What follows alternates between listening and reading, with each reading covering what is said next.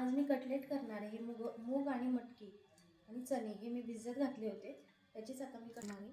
2 चमचे डाळीचं पीठ, 4 चमचे ओट्स, हिरवी मिरची, कोथिंबीर, 1 कांदा बारीक चिरून, जिरे आणि लसूण घेतलेले आहे 2-4 पाकळ्या, मीठ, हळद आणि लाल तिखट.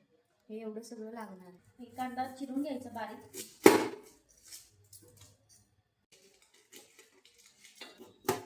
1 कांदा बारीक चिरून घ्यायचा.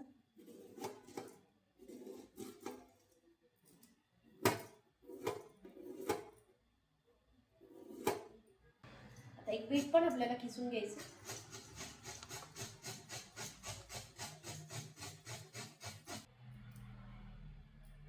आता हे भिजलेले चणे, मटकी आणि मुगात हे मिक्सरमध्ये फिरून घेऊ.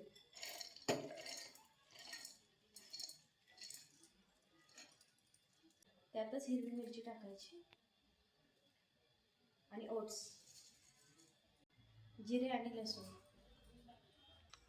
पाणी न टाकताच वाटून हे असं बारीक वाटून घ्यायचं. एका बाउलमध्ये काढते.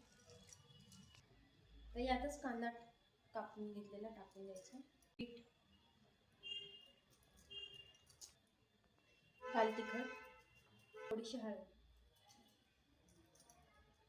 मीठ, बारीक चिरलेली कोथिंबीर.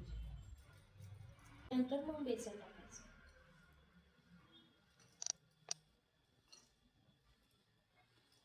आता मिक्स करून झालंय चांगलं. त्यातच आता हे बेसन घेतलेले 2 चमचे टाकायचे.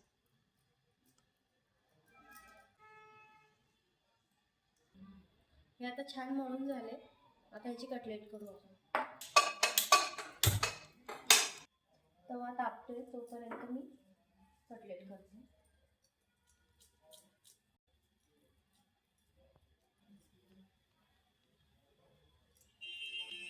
लहान मोठे कसेही करू शकता, तसं काय नाही.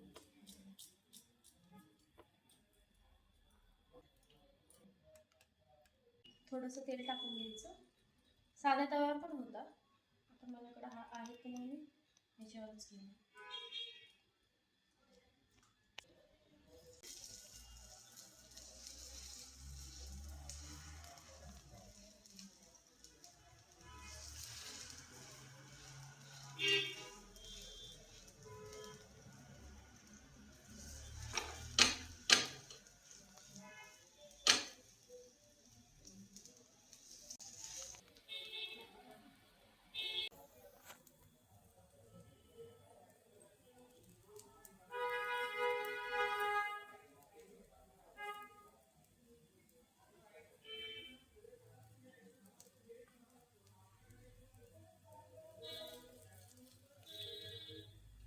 पलटी करून घ्यायची आता.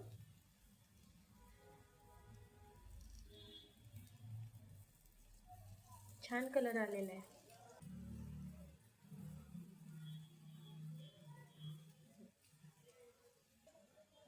थोडंसं अजून तेल टाकते.